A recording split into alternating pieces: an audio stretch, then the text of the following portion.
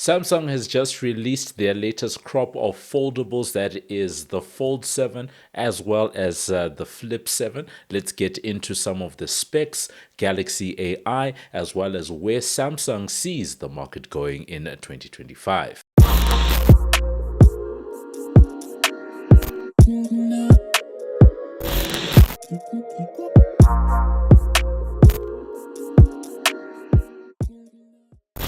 Hey, what up? It's your boy MobbJustice back again with another video, and for today we're getting into Samsung's foldable range for 2025. That is the Fold 7 as well as the Flip 7. They did release a couple of other devices. AI is definitely top of mind, but this is a quick video just to highlight some of the things that Samsung has launched.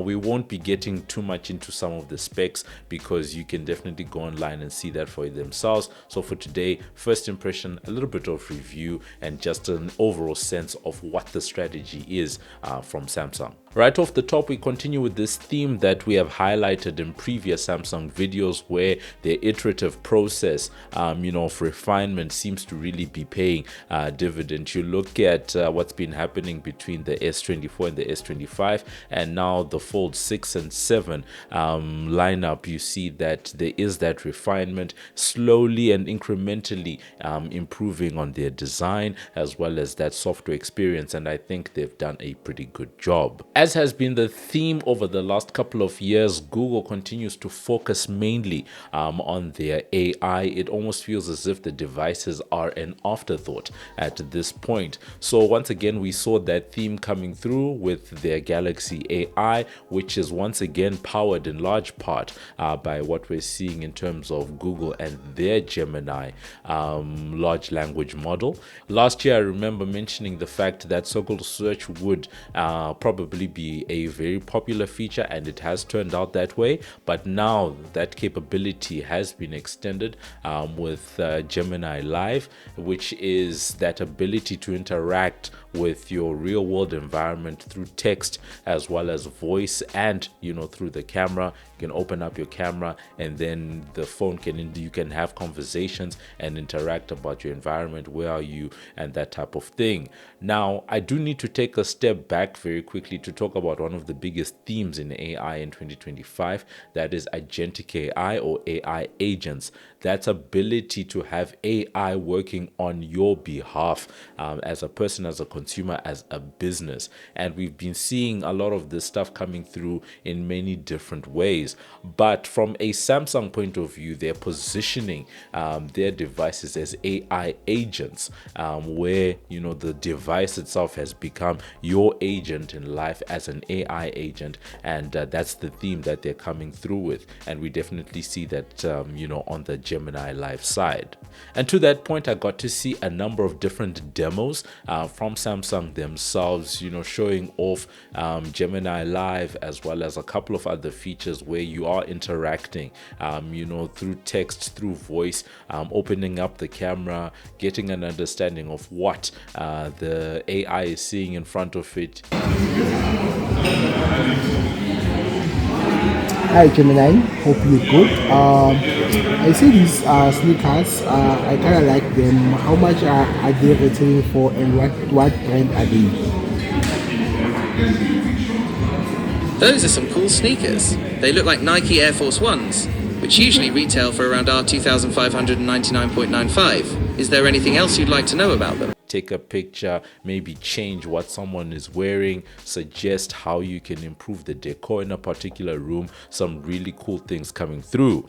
And because we're talking about foldable devices, one of the things that Samsung is touting is that you have more real estate on your devices to be able to use one application on one side of your device and perhaps an AI on the other. Moving on to the devices themselves, we start off with the Fold 7. This will be the flagship foldable in Samsung's lineup, taking on from the Fold 6.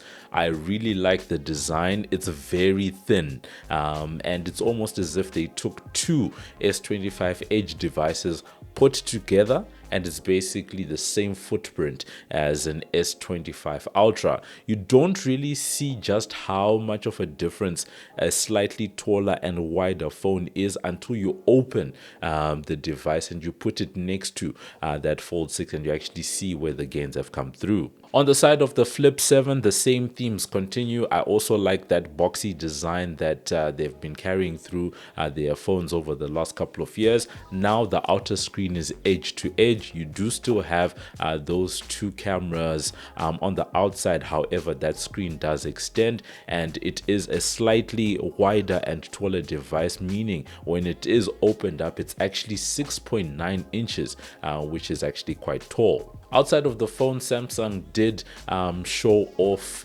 some wearables. They do have a new watch series, that is the Series 8, so they're calling it the Watch 8. They've also brought back the classic, so there'll be a Watch 8 Classic, and then introduce some new colors for the Watch Ultra.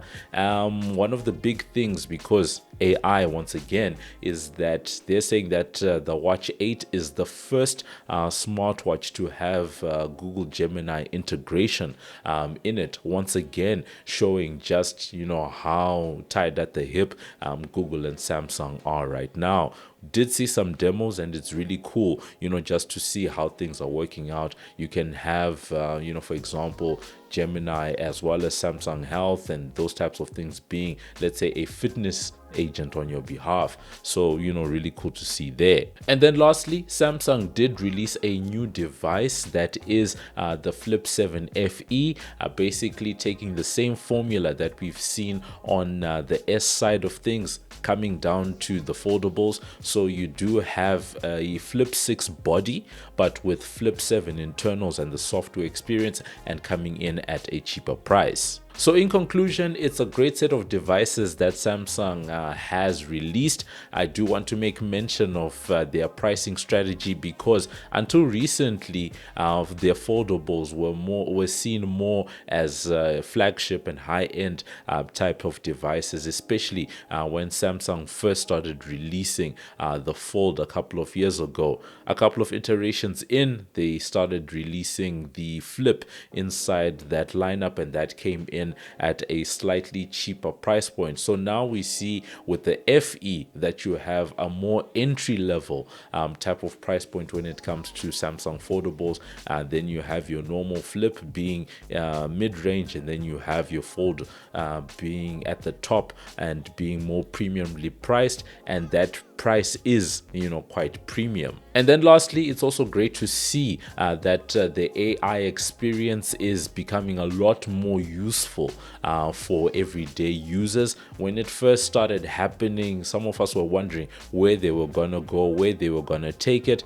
I personally use a Galaxy S24, and for me, it's Circle to Search that I've been making use of the most, as well as some of the transcription features that are enabled there. Those are my use cases. I'm very keen to get my hands on some of the latest crop of Galaxy AI features, just to see what's actually useful on that day-to-day stage. So you guys can let us know what you think. Are you excited about this latest crop of devices?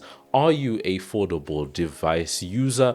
Are you interested to get into this market? Have you been scared about the durability of these devices up until now? Are you excited about the design? You guys can let us know what you think, and I'll catch you guys in the next video. Hey, this is Baby G, and you're watching the Mob Justice channel. Follow us on Twitter, Instagram, and Facebook. Live it, love it, like it. This is the Mob Justice TV.